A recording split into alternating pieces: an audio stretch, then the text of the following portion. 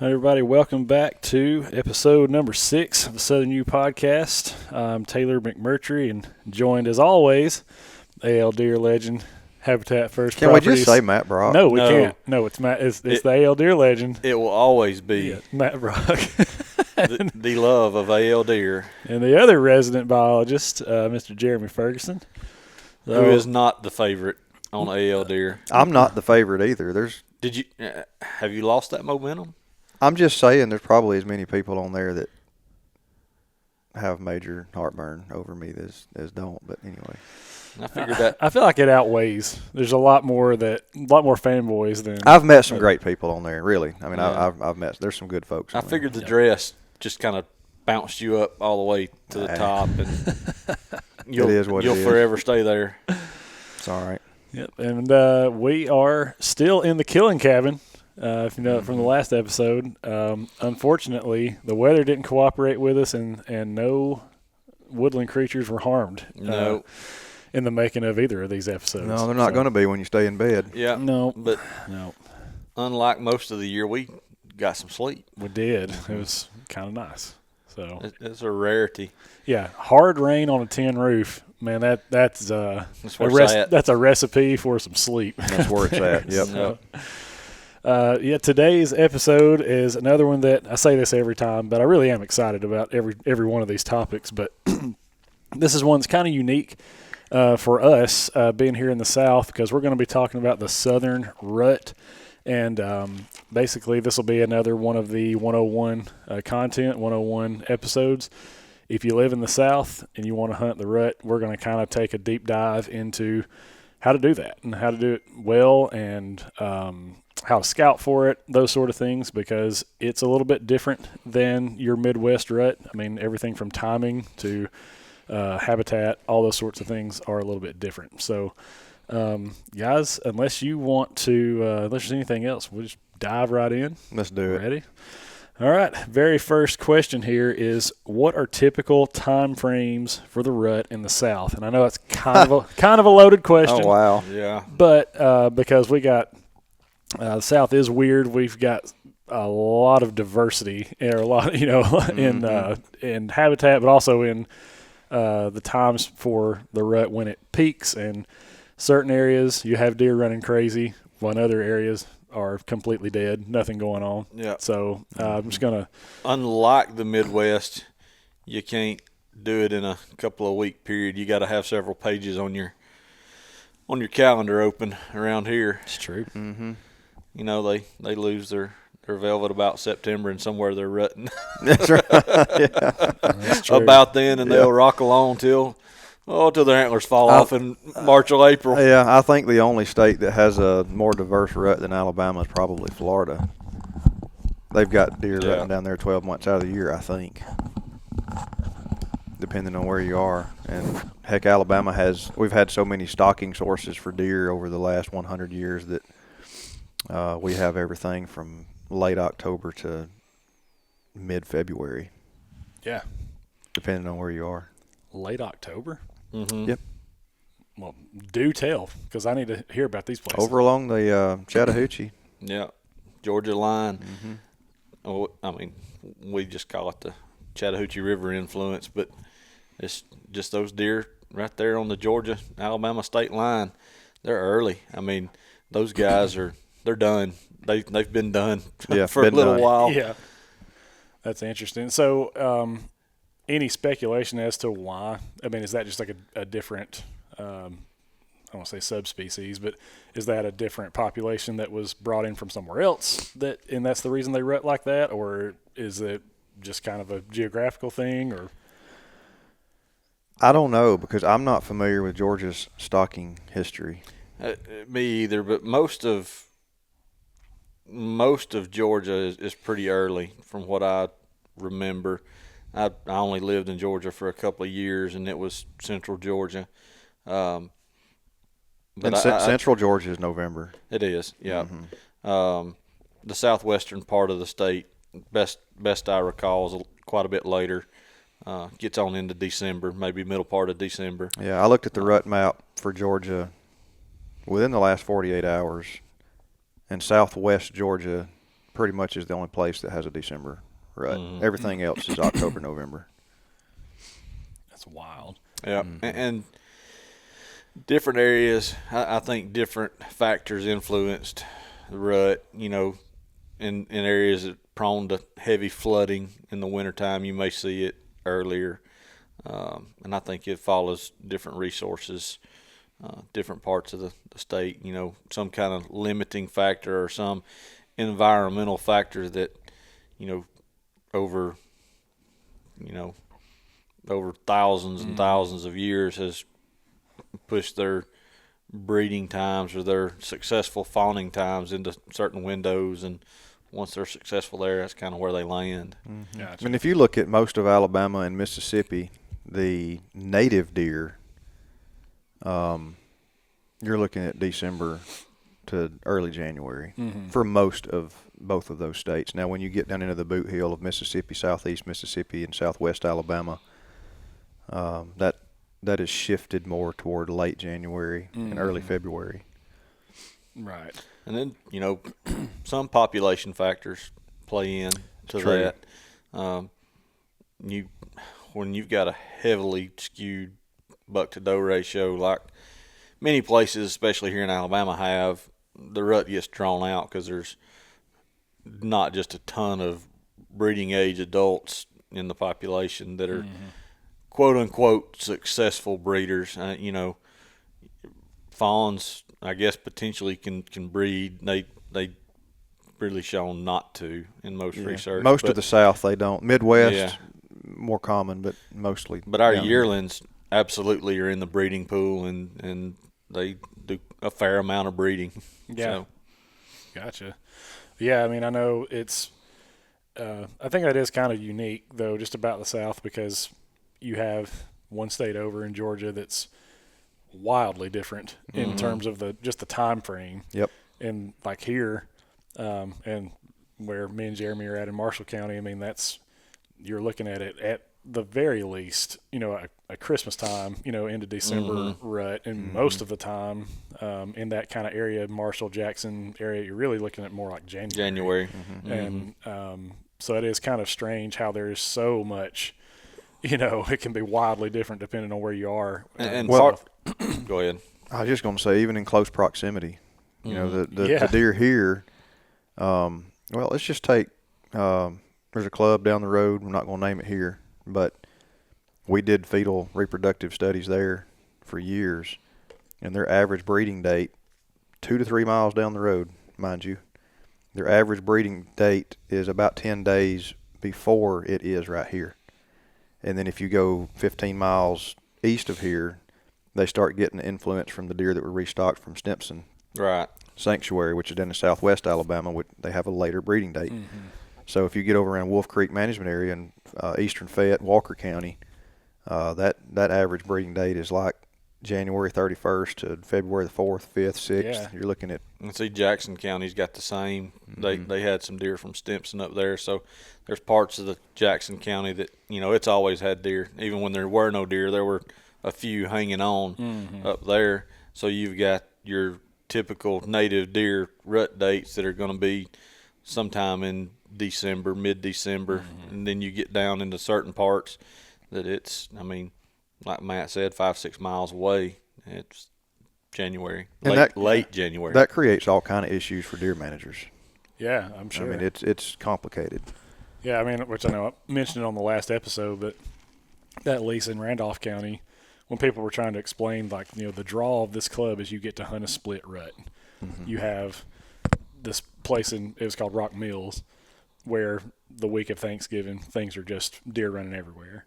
And then after about, 10 days or so, 12 days, it's a ghost town. There is nothing going on over there. And it's like, just switch gears and come back to Rock Springs, to that property, and it's more of a traditional rut. And if I had not, again, you guys have more experience in this kind of field than I do, but I had never experienced anything like that before. So it was kind of hard for me to wrap my head around, honestly. If I hadn't been there to see it myself, my own eyes, it's like, okay, man, whatever. But it's a real thing. And they're, like you said, 5 miles apart, And what most Alabama hunters don't get to encounter is, you talked about that being a 10 or 12 day period. Most Alabama hunters do not get a concise rut. It's a trickle along. Yes. And, it lasts for, once you kind of start seeing some quote unquote rutting behavior, the scrapes and the young bucks pushing, man, that lasts 6 weeks. Yeah. That's right. And it's I don't think that a lot of people understand the amount of stress that places on the population either, especially the buck segment of the population, because when they've got that intense competition for that extended period of time, it really drags them down. And that's why, Matt and I have not been in favor of the extended season here in our part of the state. Different parts of the state, it's okay. But, that's the main reason behind why we weren't real supportive of it in our location. Right. Well, and I think, Matt even said it on that episode, was like, I'm not saying that it's a bad thing in certain areas, but a blanket statement across the entire state, like, absolutely not. Why do we have deer zones? We have deer zones for a reason. That's true. And we used breeding dates to justify earlier seasons in areas where it was needed. And then we open it up wide open to the middle of February for the whole state. Yeah, that's true. Even in areas with earlier ruts, that just doesn't make any sense. Just counterproductive. Yeah. Yeah, that's true. That's a good point. We don't get to make those decisions. No, we don't. No, that's true. Especially now. No. We've got less input than we used to have. That's funny. So, just kind of in that same spirit, this next question here is, I guess we're going to get more down to the science of it, I guess, but what's a typical estrus cycle for does? Like, that's why you hear people talk about your primary rut and then your secondary rut and that kind of. Could you guys just kind of maybe shed some light on what that looks like in the South? Because it's different. Does are hardwired to come into estrus at the same time every year. You can debate all day long what role the moon play. There's no rutting moon. Weather. They're doing their thing. They are going to come into estrus at the same time every single year. Now, observed activity can change according to weather patterns or moon phase. Okay. But from all the fetal reproductive studies that have been conducted for decades in every single state, the conclusion has been the same. If you take location A, every year, the majority of does are going to come into estrus within a couple of days. I start to say, best I remember, our average was somewhere just slightly over 48 hours. Right.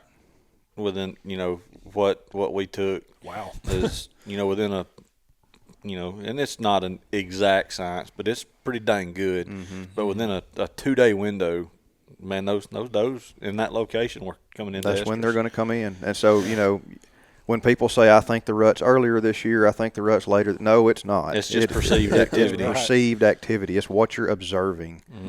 And that can change drastically. That can change from one day to the next. Absolutely. But, your does are going to come in the same time every year, every single year. And that's going to last roughly 28 days. Okay. Right. So they'll come in, either they get bred or they don't get bred. In a healthy population where you've got enough deer, enough bucks in the population, a buck is going to be with a doe and tend her for 24 hours or longer. He's going to breed her several times until either another buck pushes him off or they've bred and he moves on to the next.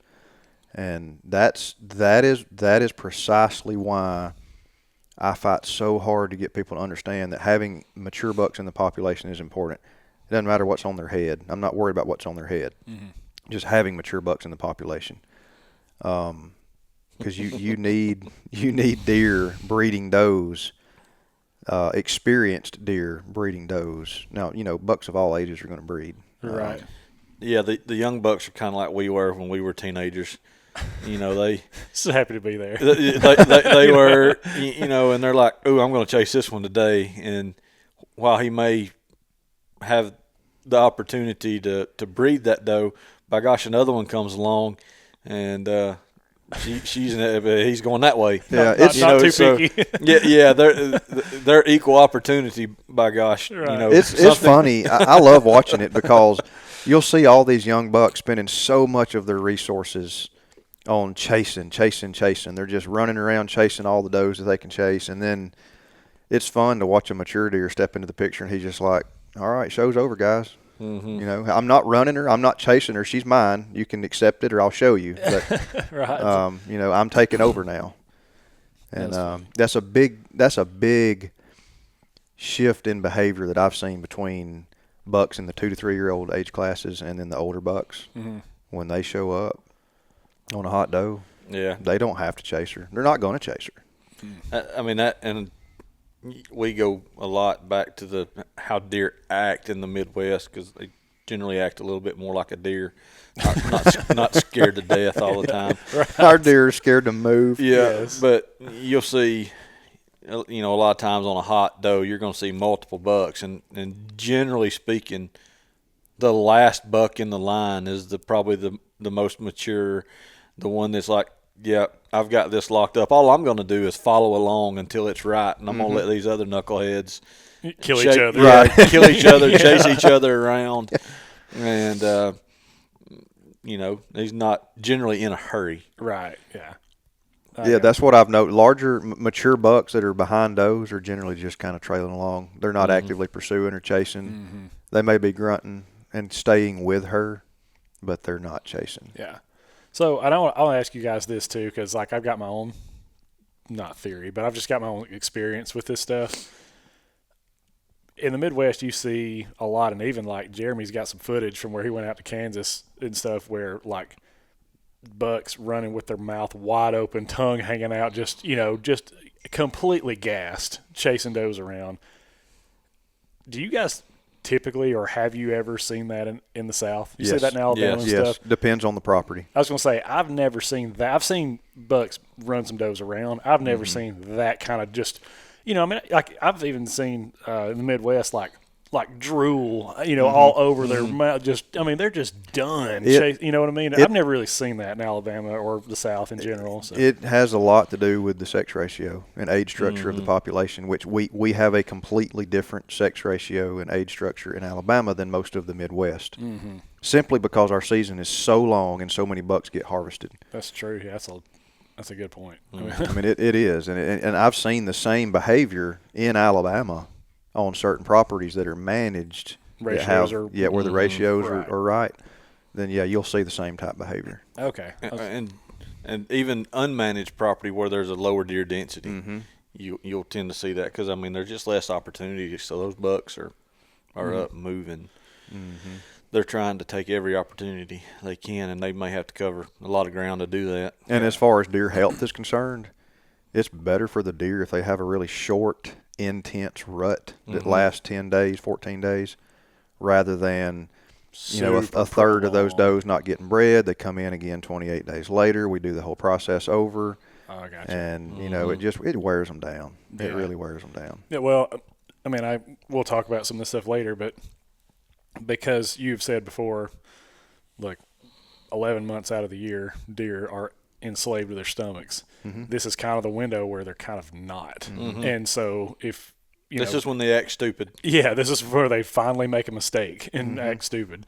So I guess like they're not eating like they normally would eat. They're not, or at all. Their primary focus is breeding, right? And that's what and the only exception that I've seen to that is when we're talking about mature bucks.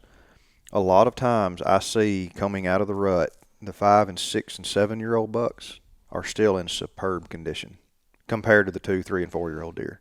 They're just because they're not spending as much of their time right. and energy actively chasing does. But they usually come out of rut faring much better than the middle aged deer. That's cool. Yeah. So, go ahead. I was just going to say,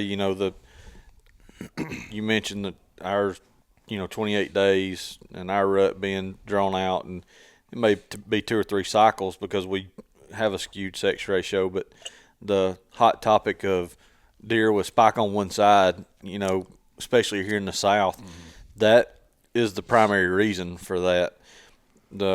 Our bucks are getting damaged because they're fighting and still displaying rut behaviors as those pedicles are starting to turn loose or start to dissolve. It takes a little bit of time for those pedicles to dissolve and antlers to fall off, and if they're still got a little bit of rut behavior, it doesn't take much to damage one of those pedicles. That's right. Yeah, It's not genetic. No, it's not genetic. Occasionally, but there's a place that I got to hunt in North Alabama that is it's private property and it's bow hunt only. So the deer are really not pressured very much, and there's also not very many deer that get harvested every year off of it. And one of the few times that I've actually gotten to witness some legit like rut activity, like in the woods, I had what I thought were about 7 does on top of a ridge, and they were working down to me about midway down a bottom, and I'm just watching them come down through here in a single file line, and they're all going to come about 26 yards from me, and they are progressively bigger as the line goes. So the ones in the front are yearlings, and then you get some bigger does, and then sure enough, mature does in the back. Then all of a sudden I look up there and see it, and there's a big, just slick, wide forked 6-pointer. And he was just running. I don't know that he was running all of them around, but I'm saying he was the only buck, and there were 7 does, and probably I guess maybe 5 or 6 of them were eligible to, for him to breed. But I'm just saying, like, I thought, oh my gosh, man, he's these does are he's gonna drag him right by me, and because this was even though it was a 6, it was an old deer, and could tell just immediately from looking at him, and naturally the very last doe decides to get to 40 yards and go directly away from me instead of bringing him down. But I'm just saying, he was like typical nose on the ground, running her around, and that was like. You guys, I haven't talked about this much, but I used to be a student pastor a few years ago, and I was on a winter retreat, and my pastor calls, and he and I hunt this property together some, and he calls and he goes, "Man, as soon as you get back from this winter retreat, you got to get up here. These deer are running crazy." And I'm like, "Really?" This would have been like December the 28th or 9th or so, some just after Christmas and before New Year's. So we finished that retreat. I go hunt, and that's when all this that story happened. And but it was like just like that. It was over. You know what I mean? All that happened, and you get all pumped up, excited. I know where you're talking about now, and that's a function of the deer density there. Yeah, I mean, part of it. That's a low deer density. The lower the deer density, you're gonna have a really quick rut. Yeah, and like I said, I mean, there's hardly it's bow hunt only. So I mean, if 7 deer are taken off that place in a season, that's a lot. You know what I mean? And it's a, I mean, I don't say it's a huge place. It's a relatively big place, about 500 acres ish, maybe a little less than that. But because everybody up there has a bow and arrow in their hand, it's just hard to kill more than that, really. And anyways, but I just want to share that because that's like one of the few times that I've actually seen legit, and it was as fast as it happened, it was over. It was just boom, done. So you'd think with not taking very many deer off the property, there would be an overabundance of deer there. But and that's part of what we talked about last episode is that part of the world in the Cumberland. Its recruitment rates and its fawning rates are relatively low. So even though you're not taking a lot of deer off of it, they're just not producing a lot of deer on an annual basis. That's true. Which, and I have killed several coyotes off that property too, multiple out of the same tree. So, there's probably something to do there too. There's plenty of natural mortality that's associated too. And another question here, which I know we've already sort of touched on a little bit, but what role does the weather play for the rut, if at all? I know you said, hey, it ain't got nothing to do. They're going to come into estrus at the same time, but you mentioned observed behavior may change, or it may vary, whatever.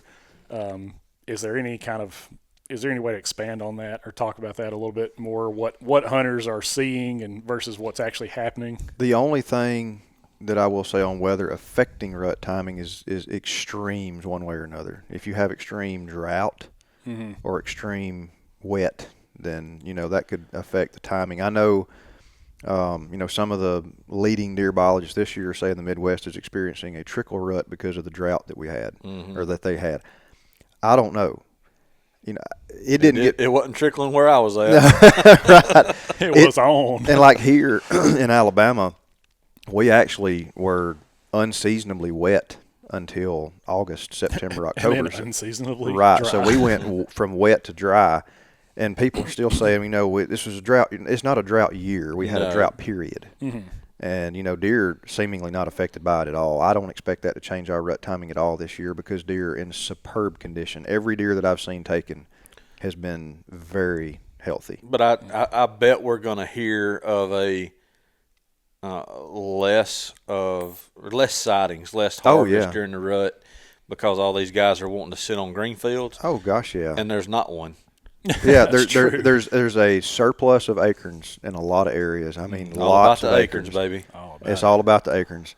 And then we're going to have a lot of landowners that don't have food plots because we've had such a dry period. And the people that wanted to go back and replant couldn't find seed. So a lot of the seed stores, they didn't purchase additional seed to make up for that. Oh, yeah. So there were a lot of people around here that wanted to replant, and they would search around everywhere for seed. Nobody had anything. So it's amazing how everything affects everything. You know what I mean? Like it's all tied together. And for crying out loud, guys, don't break down and buy Marshall ryegrass. Please don't. Everywhere. Yeah, just don't. You'll be making a mistake. But going back to your question, temperature has a lot to do with deer activity during daylight. They just move better in colder temps. Absolutely. They've built up some fat reserves. They're got a thick winter coat on, and it turns 70, 80 degrees. They're still doing their thing. It's just when it's dark, when it's cooler. Yeah, or in thick cover. I've just seen moving less. They're just moving less in daylight, and that would give off the impression, the rut's not happening, or it hasn't happened.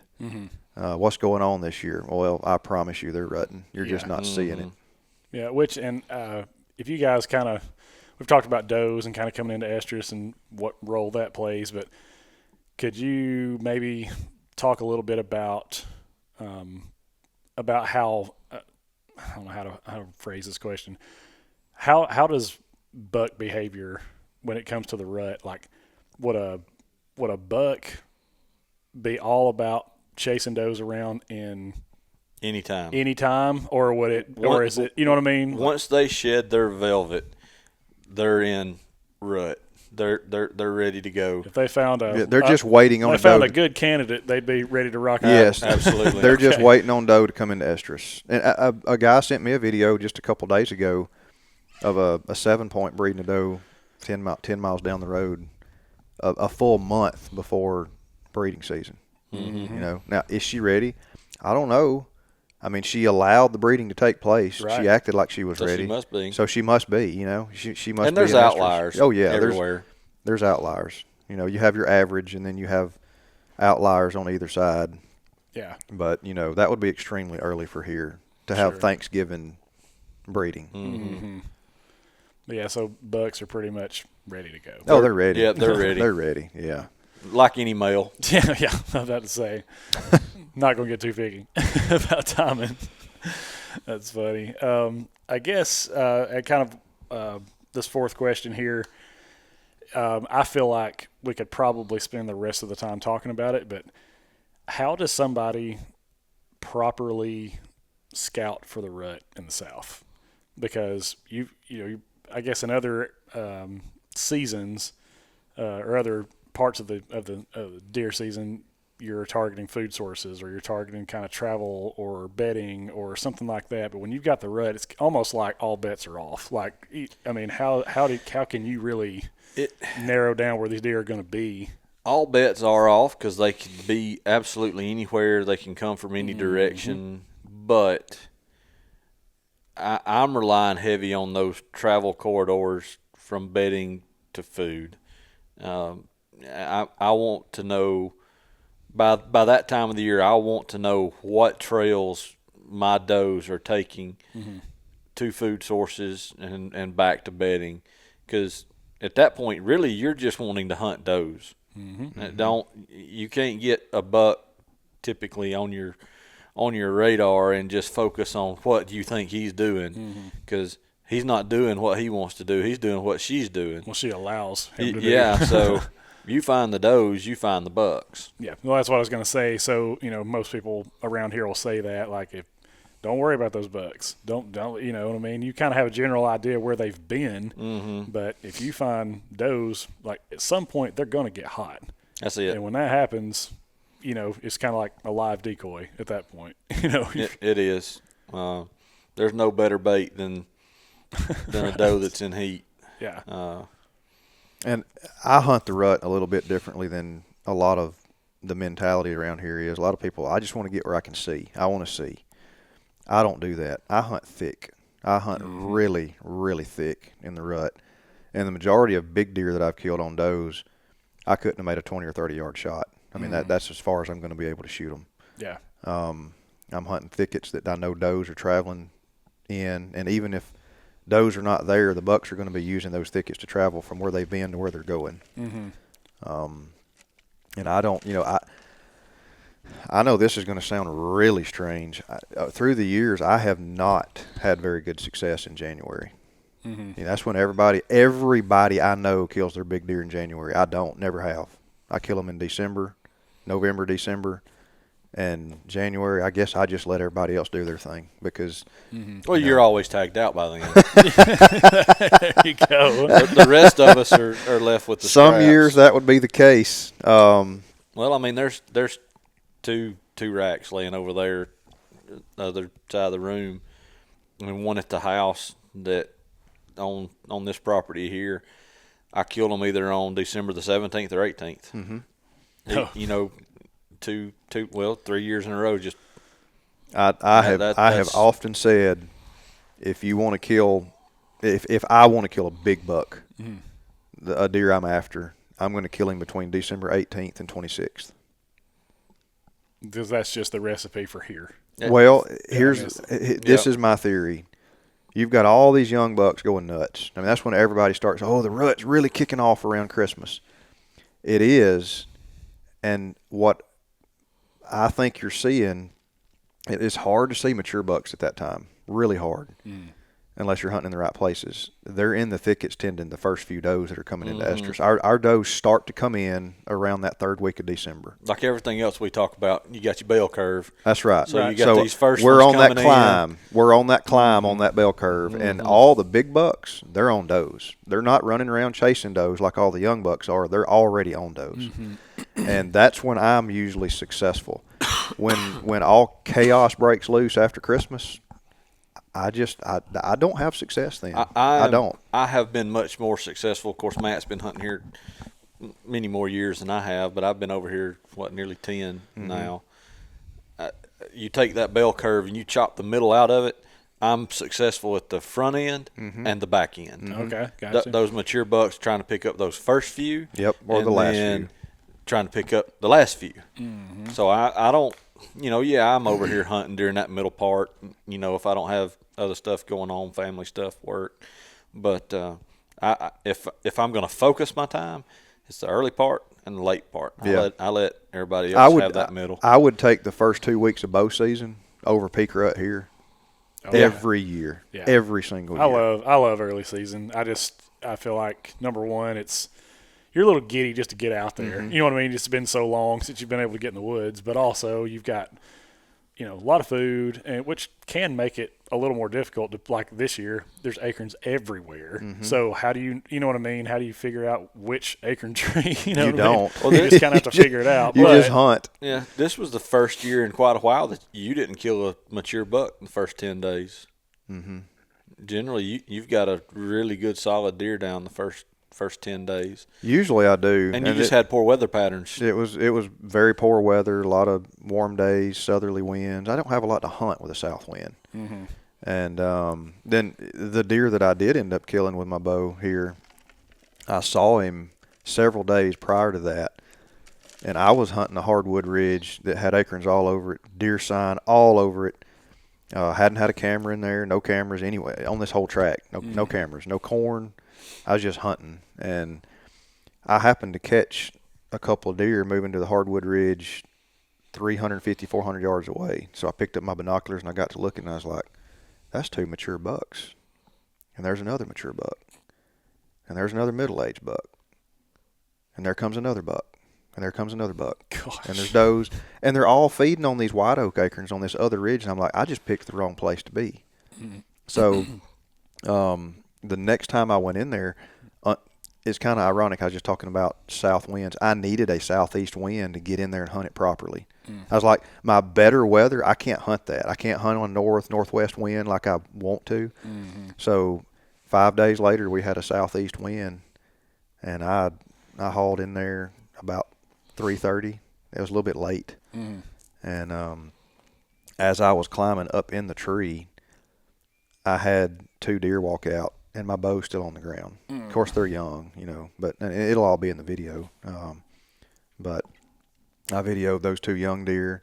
Then I had a couple does come in. Everything's going great. I got my bow up without spooking anything, and I'm just sitting there at like 4:45, and I look over and I was like, there he is, 150 yards, coming straight to me. He gets in there and feeds around with his sweet time. Oh my gosh, it's agonizing. Typical Matt Brock too. I mean, they just appear out of thin air, and he's not going to be one of those guys that sees them 3 or 4 times and plays chess with them. They just kind of walk up underneath him and raise a leg. And it's all about pay. No, I wish that he would have. I waited and waited and waited and waited on a shot for this deer, and I had several shots on him, and I actually drew a couple times, and like we were talking about with the video equipment and all that kind of stuff, it inhibited my ability to make the shot that I wanted to. And I finally got him around just over 40 yards, and I was like, gosh, I really don't want to shoot this deer that far. Like, I kind of set a personal standard at about 35. I mean, I can hit targets all day at 60, 70 yards. Right. Without any hiccup. But it's different when you're shooting at a live animal. Absolutely. And especially southern whitetails. I'm sorry, you people hunting in the Midwest, let me tell you something. You have no freaking idea what it's like to sling an arrow at a southern deer. You just don't. You don't. Their brisket will hit dirt. And that arrow will go right over their back, sometimes at 20 yards. Oh, yeah. So, I'm shooting at a deer at 45 yards. And I settled in on him, and I was like, you better shoot low. At this distance, he's going to drop. It was dead silent. I mean, there was nothing going on, no wind. Yeah, in the video, it looks like, we all like calm weather, so to speak. This was too calm. It's too calm. Yeah. I mean, it is. It looked dead. You can hear crickets. I mean, there's just like crickets chirping everywhere. Well, that deer's 45 yards away, and on the video, you can hear it chomping acorns. Yeah. Oh yeah. You can hear it. Like that's right. Quiet, man. There's not a whole lot going on. Yeah, that's how quiet it was. And that veracity he's shooting is a quiet bow. It is. And got one too. It's fast. It's fast. And it sounds, unfortunately, it sounds loud. It's like, but it's so quiet. I think we were texting when we were in Kansas one day. I'm like, I don't like hunting like this. It is too still. Yes. For Kansas, it was eerie. Yeah, it's pretty windy out there. It's normally windy it's out there, windy. and me and him were talking like it's just too calm. I don't know how to handle this, but anyway, so yeah, I was able to get that deer, and hopefully we'll have that video out pretty soon. But that was. Gosh, what day was that? November. I don't remember. So a week before you left. It was a week before I left to go to Kansas. So it would have been the first week in November. I think 7th, 8th, something like that. 6, I don't 7, know. But either way, that was a little bit later. I've normally had an opportunity to shoot a mature deer by November the 1st each year. But I want to come back to something that you mentioned about the rut. I know we kind of got off on an early season tangent there, but you said that you really like hunting thick stuff for the rut. I mean, I know you said, like, I guess for travel and that sort of stuff, but is that because the bucks try to like tend those does in the thick stuff, and that's kind of why you like that? Yes. Or is it okay? And I'll add this. people come to me and like, man, I've got this big deer on camera. He's nocturnal. I'm like, no, he's not. He's not nocturnal. He's moving somewhere in daylight. Mm-hmm. There's no such thing as a completely nocturnal deer.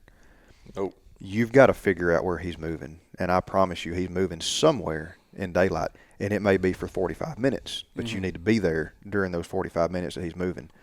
And I find that a lot of these mature bucks that I'm getting on camera at 11 p.m., 1 a.m., they're moving 200 yards from that location all day long. Mm-hmm. You just got to be there. Yeah. And thick areas is where I find them doing. What's cool about the Midwest, and I talked about, deer being deer, but you get out there and you can see forever in some of these places. Those deer, they'll bed up and you can see them just in a little thick patch out in a field or something. Every few minutes they're up moving. Mm-hmm. They may not move 10, 20 yards, but they're up moving back and forth. They don't lay down for hours and hours and hours during the daylight period and just stay put. Mm-hmm. They're moving somewhere. You've just got to find where that is. Deer are exactly the same here. They're up moving somewhere. You just got to pinpoint where they are moving. And a lot of the big deer that I've killed here would not be there, and then they were. I mean, it's just like they stood up. They were bedded down the whole time. I didn't know it. But they're there the entire time, and they just stand up, and that's all I need him to do. Just show me where you're at. I'll kill him. Yeah. I just need to know where you are. Right. Give me that location. Yeah, man. just give me your Drop location. Me a pin. Yeah, need to know. But that's they're tending those. They're using those for travel corridors. Yeah. Well, I guess this may have been the last time. Trying to think back, this may be the last time I took a rifle to the woods, but that same place that I've referenced a couple times with the split rut, that same lease, the last day of the season there, it was like uncharacteristically hot that day. Mm-hmm. And I decided to hunt the edge of like a pine thicket. And long story short, I heard something behind me, and I just kept hearing it, but it was so thick behind me I couldn't see anything. And I'm just like that. I mean, it sounded too big to be like an armadillo or or squirrels or whatever. It was like that has to be a deer. It's got to be. And I end up finally, I catch horn, just a glimpse of horns, moving through that stuff. And it took me 20 minutes. I watched it for 20 minutes before I finally shot, and it was 8-point, killed it. Text my dad, hey, got one down. Okay, sounds good, whatever.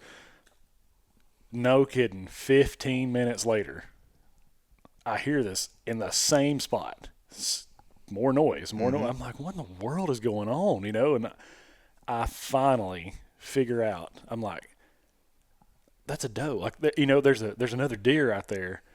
I had no clue. I'm not proud of this at all, but I had no idea there was another deer there. I had shot through him and dropped him and hit her. Because he was tended to doe. He was with her. Didn't know. I had no idea. Oh, yeah. Anyways, I had kind of clipped the spine of her. I don't know how they were laying. You know what I mean? How I have no idea how that was was oriented, but ended up killing a buck and a doe in the same shot. Oh, yeah. But it was because, like you're saying, they were bedded up together, and he was not about to leave her. He was going to stay right there, and. So I've kind of taken that similar approach during the rut. Is like, I don't really like to hunt the thick stuff because I do like Jeremy. Hey man, I want to get to where I can see. I want to get where I can see what's going on, but it just kind of tends to be where they're at. Yeah. I'd like to bed up in that stuff. Well, there was several years ago, I killed a really good deer, and I had him on camera crossing in between. There was a gap in a barbed wire fence, and it was really thick on both sides, but that was the only place that they could really cross.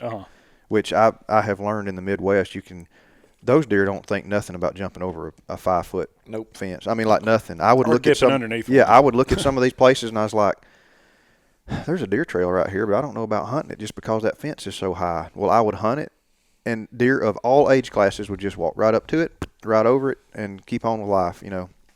And down here, they look for gaps and easier ways to get through those things. So, like any other Southerner, That's right. They're good and lazy. That's right.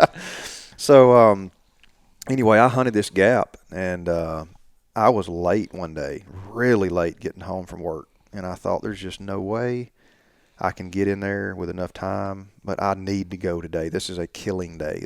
These are the days that I kill things. And we'll have an episode on that one day, because I don't hunt like when most people are at the house, I'm hunting. But it was, the wind was blowing 25, 30 miles an hour. Weirdest thing. He swears by hunting in just brutal winds, and I'm like, nah. I've got data. I mean, I've got all the information from every deer I've ever killed and what the weather was doing that day. By far, my most successful days on big deer in Alabama are 25 plus mile an hour winds. Golly.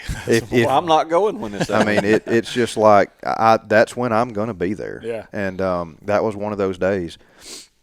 And because the wind was blowing so hard, the deer couldn't hear. You know, they can't really see that well either, because everything above them is moving back and forth. So you can get away with a lot more movement. Mm-hmm. And I got in my climber. It was after 4 o'clock. And I got up in my climber, and I hadn't been there 3 minutes. And, you know, I'm glassing, looking around, and 30 yards from me, I see a rack, and I was like, that's him. That's the deer I came in here to kill. He's bedded down 30 yards from me. Never knew I was there. And I never knew he was there. That's crazy. And he stood up right then. It's like, as soon as I saw him, he just stands up. He turns his head, licks his back, you know, flicks his tail. Get shot. And he gets shot. He dies right there, you know. Made him famous. But, you know, that's those thick areas like that is just where I have a lot of success at all times of the season. It doesn't. This was with a muzzleloader early in the season. Okay, gotcha. So, you know. And when you're talking about thick cover, because I know where you hunt, and we hunt a lot together.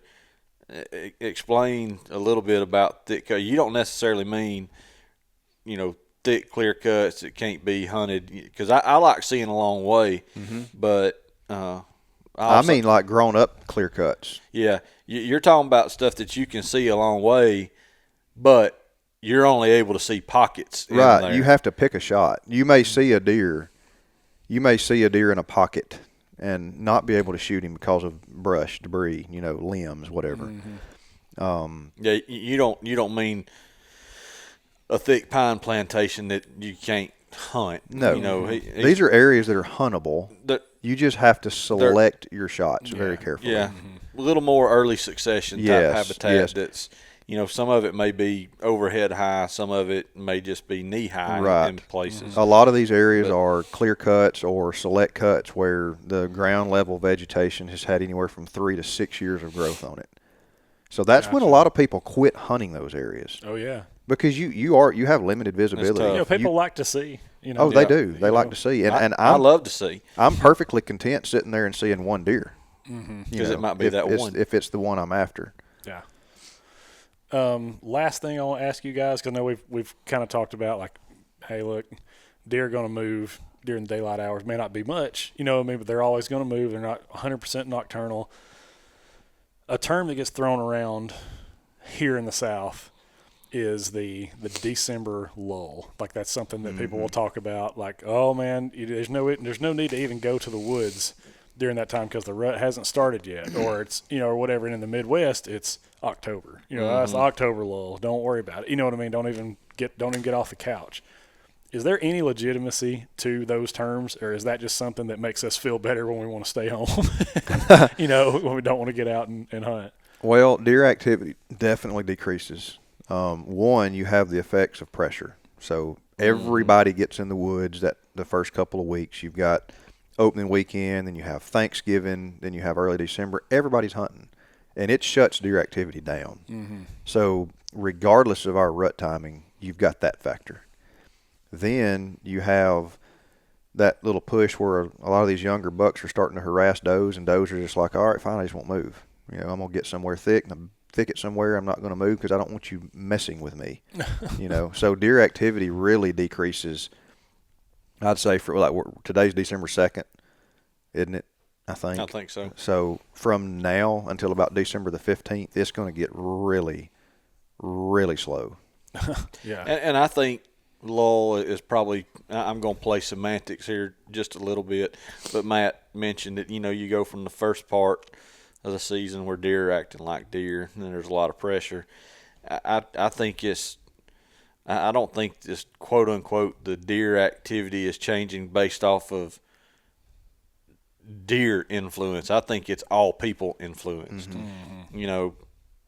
You get in the woods, they're acting like deer. They hadn't encountered human activity a whole lot, and so you're seeing a lot of movement. Mm-hmm. Then, well, that pressure starts to impact them. They start to move less, but then you get into the rut and the movement picks up. Mm-hmm. So to me, it's not so much a lull as they're being pressured, and that's how they're gonna act the rest of the season, except for during the rut. Yeah, and you just have to adapt as a hunter. Mm-hmm. Like, I mean, I don't really experience a December lull because I change my tactics a little bit.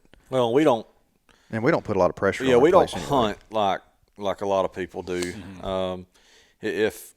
Now there's a lot of guys and a lot of clubs that are very successful, kill a ton of deer and a lot of young bucks, but there's a lot of people in the woods, deer being bumped, they get up, they move. We got cell cameras, so we know when and where deer are moving. Baiting's legal.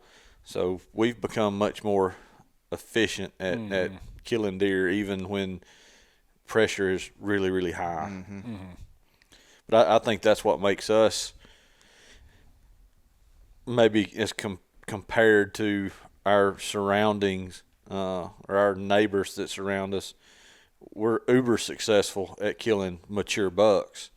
But, if the weather's not right, we're not going in the woods to where, I'm a weekend warrior too over here because it's 3 hours from my home. Mm-hmm. But if I check the weather out and it's not going to be right, I'm not, for my stand locations, I'm not coming over here. Unnecessary pressure. Yeah, right. But, a club down the road or, any of these guys that's hunting that don't take those factors into account, man, they're going to the woods. They're just going every opportunity. Especially, I feel like local people. If you live close, well, just go get in the woods. Well, and one thing I heard constantly through the years, at running over 1,000 hunting clubs for a timber company years ago was, by gosh, I paid my $1,000 to be in this club, and I'm gonna kill my deer. That's right. And so it didn't matter what the weather was like, what the deer was like. Mm-hmm. Come hell or high water, they're killing deer. Mm-hmm. Yeah,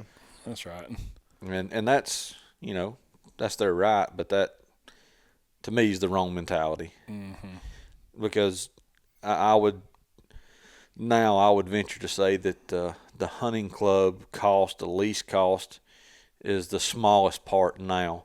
Even though they've gone up tremendously, and most folks are probably paying, what do you think, $1,000 a year, good average here. Yeah, I mean it's up to way over that. I know. Oh, yeah. I know of some clubs that are. I know a couple that are nearly $10,000 a pop. Yeah, if you're going to maintain low pressure and more acres per hunter and try to manage for mature deer, you're going to be paying $3,000, $4,000, $5,000 anyway. Yeah, and that's by what we're doing. By the time we plant some things on our limited acres, that's about what we're paying. It's a chunk of change, and especially it's a lot of money with the expectation that I might kill a 130-inch deer. Yeah, and that's for a lot of Alabama hunters, that's about all they can expect. That's right. There's a lot of mature deer out there, and it's not for everybody either. No, you know what I mean. There's some people that are like, "Hey, man, I got no interest in that." Right. You know what I mean? If I want to kill something big, I'll go to Kansas or I'll whatever. Yeah. So yeah, I mean it is tough too. But the pressure, it all boils back down to that. I think when when you talk about the lull, I don't think it's anything related to deer biology, so to speak. It's all about how we're impacting them and their movement patterns. So obviously this isn't a real scenario, but yeah, let's just say that the does never come into estrus.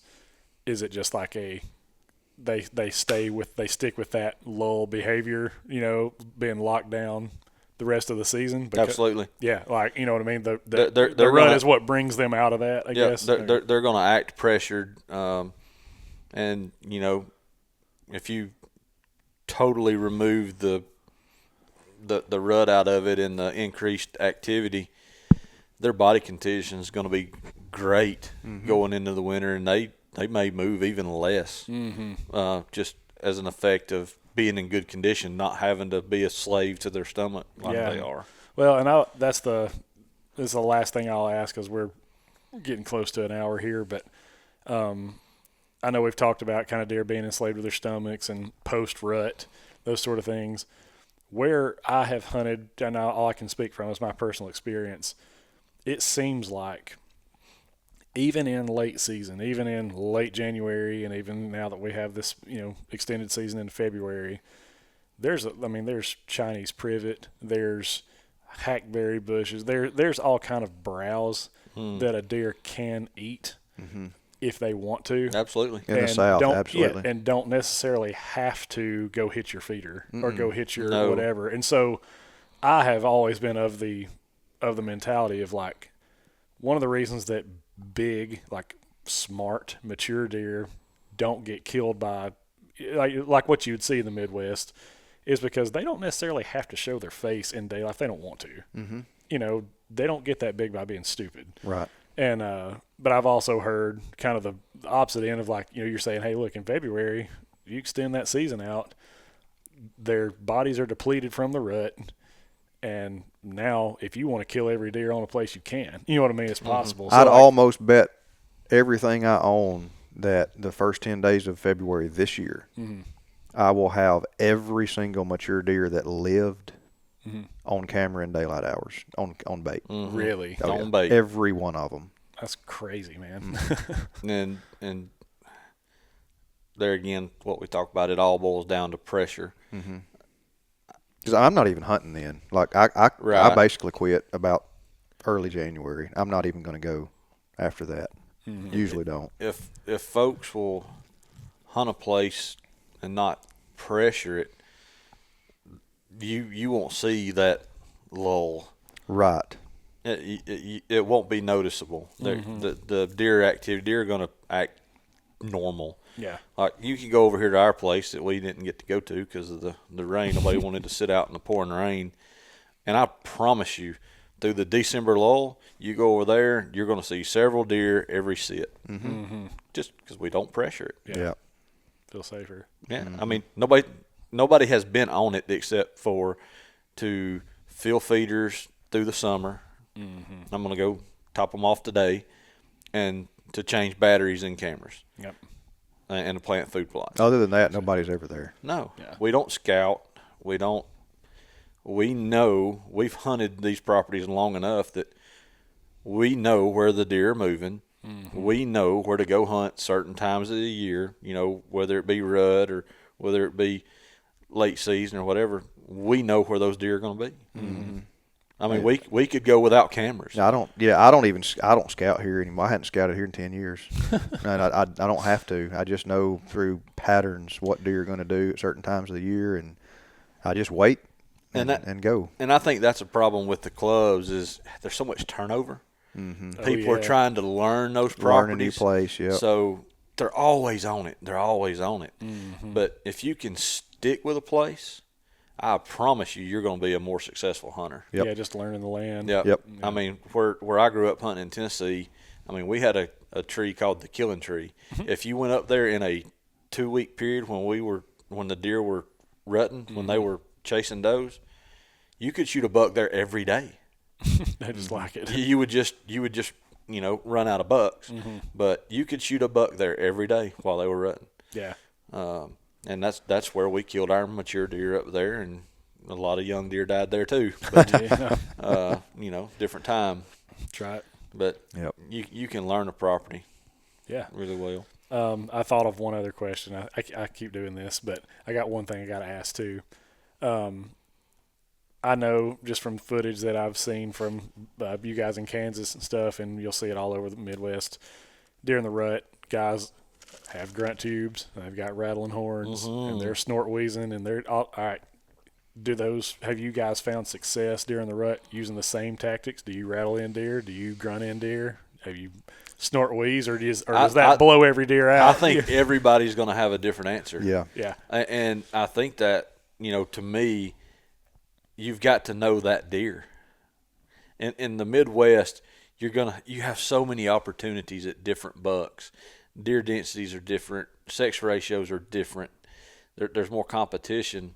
I mean, I rattled in 2 days of hunting up there. I think I rattled in 7 or 8 bucks. I rattled in several while I was up there. Really? And just rattle them to the tree. The deer I shot, you can hear him coming in behind me grunting. Mm-hmm. I mean, a lot of vocalizations. I've got one where, I'm not good with the camera stuff and use the wrong mic, and so I've got a lapel mic in the tree, and I rattle in 2 young bucks, and they spar, and they get out there and snort. They make every vocalization a whitetail can make, and we don't get to hear it on camera. I'm hearing it, but the mic doesn't pick it up. But I have had success here. But with cameras, we got to know individual deer. If you get enough footage, enough video or enough pictures of deer, around bait or in a field, you can kind of determine their personality. And if you can pick out a deer that's aggressive, he's always got his ears laid back, he's always posturing around feed or around other bucks. If you see that deer, you can call him in. Mm-hmm. The other deer that they're not aggressive and they're standoffish, you are not going to call that deer. There's a lot of timid deer around here. Yeah, I mean, I don't have success calling here. I quit doing that years ago. I just quit. No, I've got I think it's called the Arrowhead or something. It's a little bitty grunt call. It's like this big, and it's the only thing that I have found for the deer around here that it's a grunt tube that doesn't sound like a silverback gorilla. It's like brah, because I must feel like it scares everything off. Mm-hmm. Also, the only deer that I've ever rattled in, I've done it one time in my life in Alabama, and because I actually rattled in a buck, I was like, oh my gosh, that worked. So he had to die. So the only success I've had in Alabama was on Oak Mountain. Really? Yeah, we did the adult mentored hunts there with the state. Okay. And 2 years in a row, I rattled in a buck for 2 different hunters. Well on up in the morning, mid-morning. Both times, no successful shot, but the deer were definitely in bow range. Okay. But they were young, and these were first-time hunters. I told them, I said, if you want to shoot the deer, shoot it. Mm-hmm. It's a young buck, but you lay the hammer down if you want to. But I've rattled here, and we've got great sex ratios and age structure for the most part, and still, I don't have any success doing that. So that's not a and I have had a little success here on a place down the road. Of course, it's a huge transmission line cut through the property, and it's pretty thick, early succession habitat, anywhere from knee to shoulder high under that thing. And I have had success there getting deer to come out of the woods and come look into that. Now, they didn't come to the tree. Right. But they came out of the woods and came out in that power line, walked up and down it and kind of checked just to see, what was what. And, had it been a deer that I wanted to harvest with a rifle, I could, none of them came close enough to be in bow range. Now, I've got a friend that hunts over in a couple of our bordering counties. He's killed quite a few really good deer calling. Really? Yeah, and I asked him, I said, how are you setting up? What are you doing? And he calls in thick cover and usually has a shotgun. Oh, He's like, I'm shooting at stuff that's really close. I'm on the ground. I'm rattling real aggressive grunting sequences, getting a deer to come in really thick cover, close enough to see with a shotgun, and he's smoking them. Wow. And if I'm calling deer, I am never making one sound. Right. I know that you're like, huh?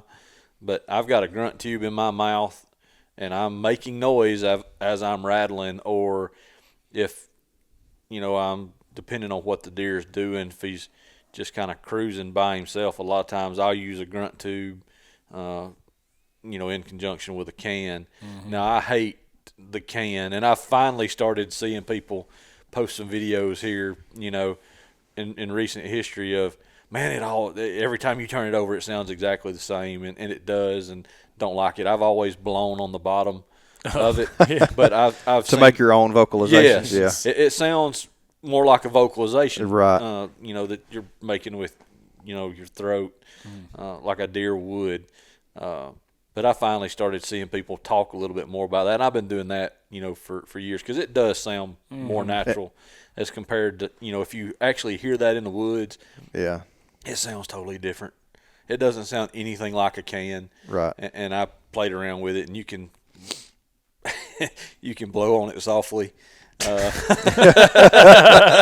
you can kind of get the right tone to it, and the right cadence. It is shorter. It's not that like the can sounds like. But I'm trying to do that in conjunction with the grunt call. Mm-hmm. And I am here to tell you, if you've got a buck that's teed up, you snort wheeze at him. Oh yeah, they respond. They sure do. But that here though. Yes, okay. I've had deer respond to snort wheezes here. If they're teed up and they're ready to rock, yes, and that will get their attention. I've heard a lot of snort wheezing around here. Really? Yeah. Oh yeah, it's something to see. But I was thinking while I was in Kansas doing a rattling sequence, and the thought just came to my mind. I was like, when I get done with this, if I'm not out of breath, I'm not doing it right. I mean, really, that's like exactly right. I'm wearing the place out, and I'm not just when I watch bucks fight, they're tearing the woods down. They're breaking sticks. They're running into trees. So like I'm not just hitting antlers together. I'm hitting everything I can touch. Mm-hmm. I'm hitting limbs. I'm raking up and down the tree that I'm sitting in. And like Jerremy, making other noises and. Mm-hmm. If you're not doing it right. Yeah. And just tickling antlers together in the rut, no, that's not what they do. If you've ever seen it, that's not what's going on. And it's hard to do. I mean, rattling is much more effective on the ground because you can make things sound so much more realistic. Right. Mm-hmm. But I've done it here. I've never done it in the Midwest, just because you're moving more. It's more wide open. Mm-hmm.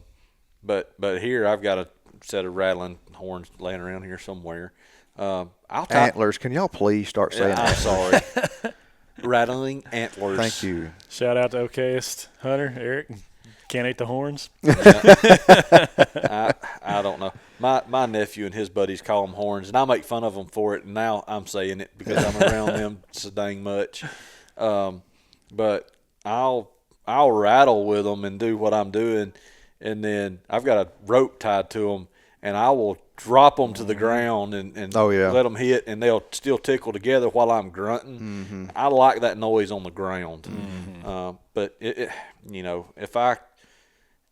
if I could choose the best way to do it, even here in the South, I got two people if I'm doing that. Mm-hmm. I'm having somebody tear the absolute world apart with a set of rattling antlers. Yes, thank you. And a grunt call, and somebody else has got a gun or a bow, and they're watching every direction, right? And they're ready because when they come in, they're gonna come in hot, and they may leave hot. Yeah, that's true. So you kind of got to be ready. Yeah, I mean, like I've not, like I said, I rattled in one deer in my life in Alabama, and then shout out to Jake Kirsch, one of my buddies in Birmingham. We hunted a property that he has permission to hunt in DeKalb County several years ago, and it was during the rest of January for up there. It's kind of when the deer get on their feet moving around some, and anyways, I am just running a camera for him that day. We're in the same tree had a few deer come in early that morning, but we stayed until 10 o'clock. We're gonna try to stay till 12 just because we know kind of what goes on there. 10 o'clock, I look down in the bottom about 60 yards away from us, and there's a mature buck, biggest deer that either of us have ever seen on this property, and he's just there. Kind of like you said, he just kind of appears out of nowhere. Jake grunts at him. He comes in to about 35-ish yards, doesn't really give a shot, to him, and sort of starts to lose interest and starts to go back down in that bottom where he came from. Jake grunts. He doesn't care. He doesn't pay no attention. He didn't see anything. Nope, didn't see anything. He starts moving around. I grab mine, that little call I'm talking about. The little one is immediately turns around, starts to come back to us. Totally different vocalization. Yeah, and he was like, what was that? Comes back. And I'm running a camera, and I typically don't get torn out of the frame. I was fired. I was like, I can't believe this is working. I've just never seen it like this before. Yeah. And he comes back and gives a shot. Jake was afraid to move, afraid to kind of, make it work. But when he starts to come back, he's coming through like briars and just junk, and I can see through my viewfinder, in the screen of the camera. I go, draw your bow. Like, he's still 65 yards away from us. I said, draw now. Yeah. He's coming on a rope. There comes to the tree, and I don't know. I think Jake was just afraid to move, afraid he's going to get picked off or whatever. But he gets to the tree, not sure if he sees us or gets a whiff of something he doesn't like, whatever. But he takes a few bounds and ends up way down there in the bottom again. So at this point, we're just letting him calm down, and he starts to leave. Jake grunts, nothing. I grunt, nothing. Doesn't care. And I'm like, he's walking away, getting farther away every second. I said, can you snort wheeze? Do you have one on your collar? Yeah, I've got one. I said, just do it. Just try to do something. Or no, not snort wheeze. I'm sorry, bleat. Just bleat at him. Just try to do something he hasn't heard yet. So, okay, here he comes. And it's just like, oh my gosh, dude, this is crazy. But he ends up coming and circling around behind us. Yeah. If I had a bow in my hand, I could have killed him a million times. He's 20 yards from me, and he just cannot figure out where this deer is. He keeps hearing, but he works his way around us and gets in this privet, and it's basically a cattle pasture behind us. And he just kind of works away from us and gets into that pasture and leaves. But he came in 3 different times, and it was just really cool to be in the tree and film the whole thing, get all that stuff footage. It was really cool. If I can get some of that footage from Jake, I'll try to throw it together so you guys can see it. But it was just really, that's probably my only experience of having success calling one in. But calling is a blast. We got to get Cody on and talk about some of the calling we did in Texas. Oh, I bet that's fun. Insane. Oh yeah, we'd totally set up different in a world. Yeah, in a prickly pear flat, and get behind one that covered you pretty good, and that's where I kind of developed you've got to have 2 guys, is doing it out there. And, he would just absolutely tear up the world, beating antlers together. And it sounded like a world ending fight. And, you can just see a rack coming at us running. And he's like, draw. And he said, when he hits the opening, I'll say yes or no. Because that's it. We're out there shooting certain age class deer. Doesn't matter what's on their head, just certain age class. So, he's rattling and nothing. All of a sudden, there's this giant rack coming through, running. He goes, draw. I'm like, that's a pretty good ways away. Yeah. And he looks at me, draw. Yeah. So I just draw, and buck comes out, hits the road, just stops, and is looking right at us broadside. I'm waiting on the yes or no, and it's a booner. He's a booner all day, and he just goes, no. What? I did all that for nothing. Yeah, so sorry, I didn't hear you. Yeah. What was that? So I let down, and, of course, like we've talked about, they know those deer, intimately. He goes, that was so-and-so, and called his name, said, he's 3. And I'm like, what? He's like, oh, yeah. And he's like, he's the best up-and-comer we've got. Yeah. And you be in trouble. Yeah. But, what were they going to do, kick me off, not let me come back? No. That's exactly my mentality coming here with this trip. I want to shoot one of Matt's 2-year-olds. Oh. But calling, during the rut is just, you gotta try it. You may not be successful, but I promise you're gonna have fun. And if you do it from the ground, it's a blast. Yeah. There's no doubt in my mind we could take a trip somewhere in the Midwest and hunt as a 3-man group on the ground if we're there at the right time and call a buck in, kill him on, and with all three of us on the ground. Oh yeah, just in a wad, because I mean, they come in teed up. They're ready to fight, ready to rock and roll. And I'll just a quick story. We'll cut this thing off. But 2 years ago, I was in Kansas, and I had rattled in a couple of little small bucks, and they stayed in the field. The rest of the hunt. And I get down, and I'm walking out, and mind you, I've got a flashlight on. I'm her little red headlamp, and I'm walking out, and I look up, and I just catch a glimpse of a buck standing there looking at me. And I'm like, all right, well, he's about to tear out, and I just kind of keep walking. And I see him kind of do that, and he snort wheezes. I'm not a deer. Yeah, and I'm like, whoa, I'm going to have to fight to get out of here. oh yeah. And, I do that, and he starts getting closer. And it's one of the 2-year-old that I had called in, and he'd stayed out there, and I figured he saw me get out of the tree and left. That son of a gun was looking for a fight, and I thought I was going to have to fight him to get out of the field. He eventually figured me out, but how far apart are we? 10, 12 foot? Yeah, 10 feet. At max, he let me walk by him at that, and he had his, it's light enough I could see, and I've got a little bit, and I've got a headlamp on. I mean, he's standing there with his ears laid back looking at me as I go by at about 10 or 12 feet. And I'm like, that'd make me a little nervous. I was like, I'm really going to have to fight with this deer. And I've never been worried in the woods, but that one kind of, it was a little eerie. The only time I've ever been afraid in the woods was with a whitetail in Kansas. And I had a 130-inch deer follow me to my tree. Oh, yeah. Like, I mean, he was looking for a fight. I mean, he heard me, I guess, walking through the woods, got to my tree, attached my climber. I'm going up. He walks over the hill, comes straight to me. And I'm like, do you not see what I am?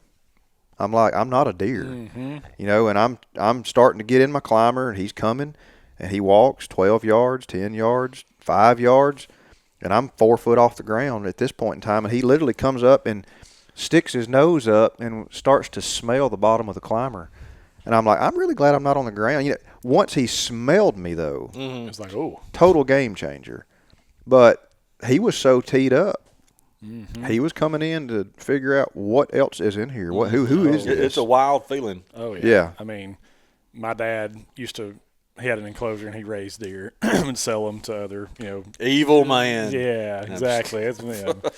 And, man, you get some bottle-fed bucks. Oh, yeah. They are not They'll scared kill of you. They're not scared of you at all. And he had one in particular that he couldn't even, Dad couldn't even go make repairs to, the fence and stuff because it would just follow him around. And I remember we'll get him on here one day, and he'll tell you the same story, but he had a piece of 1x or something like that was out there by the fence, and this deer would hook its rack in the fence and just boom, just pop it right, just on the other side of the fence from Dad, and just being aggressive, just being a weirdo, and Dad was just trying to get him out of the way. So he said, I picked that piece of wood up and I put it through the fence, and I just shove it down to try to hit him in the brisket, shoulder area. Just get out of here. Just made him madder. Yeah. He said he hooked that piece of wood that I had and yanked it out of my hands before I even knew what had happened. The amount of strength those things have. Yeah. Is unbelievable. Dad goes, I'm selling you. You get I don't want to get in the pen, with him anymore. Deer can absolutely hurt you bad. When I was at Auburn, we trapped some for research project, and we weren't darting these deer. We were dropping drop nets on them on adult bucks and going out and form tackling best we could adult bucks, and then giving them the juice. Give them juice, in the hip once we got them under control. Oh, that's dangerous. And we took some ass whoopings. Me and a buddy, Jordan Smith, biologist buddy of mine up in North Carolina. I mean, we took some beatings at the hand of a deer, and we're probably lucky we didn't get seriously hurt.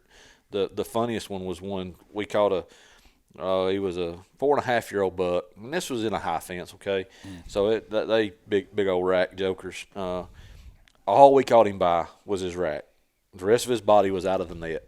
And Jordan, literally jumps on this deer on his back, trying to ride him down, and grabs him by the antlers. And I'm trying to get his back legs out from under him to get him on his side. And antlers just pop off.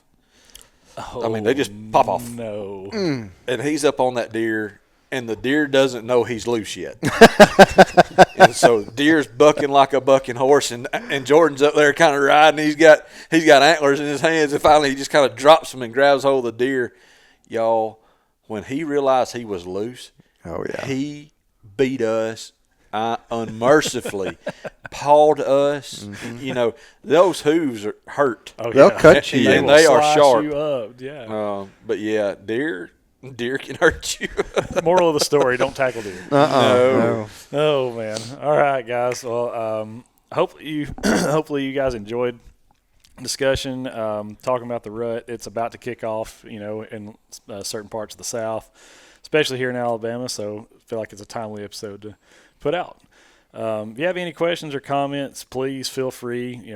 We're not afraid of your negative comments either. Of course, we like the encouragement, but let us know how we're doing. If we're terrible, let us know about that too. No big deal. If you're going to pick at us, you better have thick skin. Yeah, that's right. Yep. We're going to pick back. Yeah, we throw it right back at you. No big deal. It goes both ways. But we will this one will be, I believe, the 14th or 15th this should drop. And be getting ready for Christmas and rutcations and all that kind of stuff going on here. So Absolutely. Going to be a lot of fun. Got a lot of stuff coming up for you in the near future too. So stay tuned. We may have some other things going on in social you might want to be aware of too. We'll put more out there as we get closer for some details. But for now, I think that's all we got from the Killing Cabin in Fayette, Alabama. Have fun. Be safe. Wear your Hunter Orange, guys. They'll write you a ticket. That's right. They will. I'm about to go put out some Vitalized Seed on December the 2nd. There you go. It has been a crazy year. We just put out our last bag of Vitalized, big bump, but we put out 5 acres worth day before yesterday. Yep. Nice. Well, that's what I'm fixing to go do. Always great to be planting food plots in December. Yeah. Awesome. Welcome to the South. All right, guys. Thanks for listening in, and we will see you next time.